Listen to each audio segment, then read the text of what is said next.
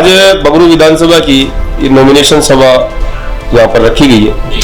6 मंडल हमारे हैं संगठनात्मक। 6 मंडलों के सभी कार्यकर्ता, हमारे जनप्रतिनिधि, हमारे पार्षदगण, हमारे सरपंचगण और बड़ी संख्या में कार्यकर्ता अभी नॉमिनेशन भरवा के और जब कैलाश जी यहाँ पर आएंगे उसके बाद में सभा होगी। हमारे उपनेता प्रतिपक्ष डॉक्टर सतीश पूनिया जी इस सभा में विशेष रूप से रहेंगे। इसके अतिरिक्त हमारे जम्मू और कश्मीर के पूर्व मुख्यमंत्री डॉक्टर निर्मल सिंह जी भी हमारे साथ में इस कार्यक्रम में रहने वाले हैं। ऐसे हमारे जयपुर के सांसद आदरणीय रामचंद्र बोरा जी, वो उनको फॉर्म भरवाने गए हैं। उसके बाद में यहाँ पर ये सभा होगी। बड़ा जोश और उत्साह के साथ में कार्यकर्ता लगे हैं। जिस दिन टिकट की बगरू विधानसभा की डिक्लेरेशन हुआ उसके बाद से हमारी सभी कार्यकर्ताओं में हमारे कार्यालय खुल चुके हैं। कार्यालय के बाद में अब नीचे तक धरातल तक का काम हमारा शुरू हो चुका है, क्योंकि भारतीय जनता पार्टी का कार्यकर्ता ग्रास रूट लेवल का कार्यकर्ता होता है, जमीनी कार्यकर्ता होता है। हमारी बूथ समितियां तक, हमारे पन्ना प्रमुख तक हमारे पूरा काम रचना हमारी तैयार है। अब तो इस चुनावी रण का इंतजार कार्यकर्ता कर रहा है और उस चुनावी रण में कूदने को कार्यकर्ता बिल्कुल तैयार है। तो क्या जीतों का अंतर क्या रहेगा? जीत का अंतर तो मैं समझता हूँ कि ये तो कोई बात ही नहीं है।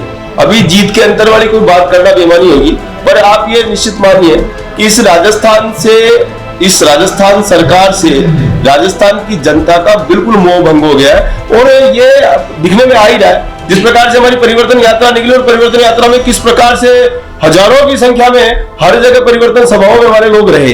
जिस तरह जिनको सबसे युवा विधायक का अवार्ड हासिल है, उसी तरह मैं चाहूंगा क्योंकि जीत का कोई स्कोर भी युवा विधायक 2013 में ही बन गए थे कैलाश जी, और आज भी वो जिस प्रकार से 2013 से 18 का कार्यकाल रहा, और आप देखिए 2018 से 23 का जो कार्यकाल कांग्रेस का रहा, तो केवल बगरू ही नहीं, पूरी राजस्थान में कहीं महिलाओं की अस्मिता की सुरक्षा की खिलवाड़ की बात होगी, कहीं युवाओं की बात होगी, कहीं किसानों की बात होगी, कहीं किसान बिजली के बेतहाशा वृद्धि की बात होगी। ऐसा ही बगरू में भी हुआ। बगरू में जो 2013 से 18 में डीपीआर बनी थी बीसलपुर की, वो बिल्कुल ठप पड़ी है और आज भी उसमें 1 रुपए का काम इन्होंने नहीं करवाया। बगरू की विधायक ने विधानसभा में एक प्रश्न नहीं रखा। इस प्रकार का काम बगरू की विधानसभा से हुआ।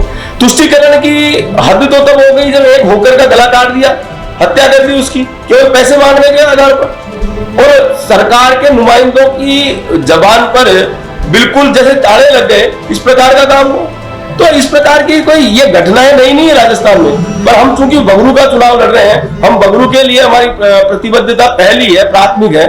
हम पार्टी के कार्यकर्ता, हमारे लिए राजस्थान जीतना जरूरी है, पर बगरू हमारी प्राथमिकता है, क्योंकि हम यहाँ पर जीतेंगे तब राजस्थान में हम सरकार बनाएंगे। एक सत्य और है कि राजस्थान में सरकार भारतीय जनता पार्टी की बन रही है, और राजस्थान में जिस प्रकार से भारतीय जनता पार्टी की सरकार बन रही है, तो निश्चित रूप से बगरू में भी विधायक भारतीय जनता पार्टी का बनेगा, क्योंकि 2008 से 2023 का ये चुनाव है।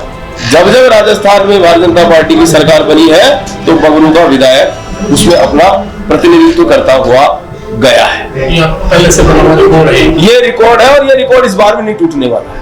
2023 में भी राजस्थान में सरकार बन रही है। ये आपके चैनलों की भी माध्यम से भी आ रहा है और बाकी आईबी की भी रिपोर्ट है, आपको भी पता है। अभी मैंने आपको बोला जीत का आंकड़े का अंतर क्या? आंकड़ा कहना कोई अच्छी बात नहीं है। आंकड़ा बहुत अधिक आंकड़ा होगा। मैं समझ रहा हूँ कि जिस प्रकार से ये जनता ने मन बनाया है, तो ये कोई अतिशयोक्ति नहीं होगी। तो 19 जयपुर की जो सीटें हैं, मैं तो राजस्थान की बात नहीं करूंगा, हमारे बहुत सारे बड़े नेता राजस्थान में चुनाव लड़ रहे हैं, पर 19 जो सीटें हैं, 19 में ये कोई बड़ी बात नहीं है कि बगरू बहुत अधिक, सबसे अधिक मतों से जीते। तो मतलब आपका कहना ये है कि जो आपके एरिया की विधायक है गंगा देवी, उन्होंने बगरू का पानी रोका?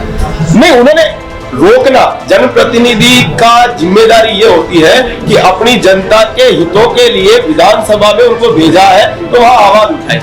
चाहे वो स्थानीय स्तर पर हमारे पंच सरपंच हो, चाहे वो हमारे जिला परिषद और पंचायत समिति के मेंबर और पार्षदगण हो, वो अपने अपने स्तर पर जब तक जनता की आवाज नहीं उठाते हैं तो उनको जनप्रतिनिधि रहने का तो अधिकार नहीं होता है। और 5 साल में मेरे को तो पता नहीं है कि विधानसभा में उनका कोई प्रश्न भी लगा होगा। तारांकित अतारांकित कितने प्रकार के प्रश्न लगते हैं, तो मेरे को तो लगा नहीं कि बगरू विधायक ने एक भी प्रश्न पर वहां पर खुलकर बहस की होगी। मतलब जहाँ तो भी कहने में आ रहा है कि गहलोत जी अनपढ़ विधायक को चुनते ही इसीलिए है कि ताकि उनके कार्यशैली पे कोई सवाल ना उठा सके। देखो, राजद कांग्रेस की आज से नहीं रही है। कांग्रेस ने गरीबी हटाओ का नारा दिया और गरीबी हटाते हटाते उन्होंने गरीबों को उठा दिया। तो ये तो वो तो चाहते यही है कि एक सभ्य समाज, एक शिक्षित समाज ये आगे नहीं बढ़े।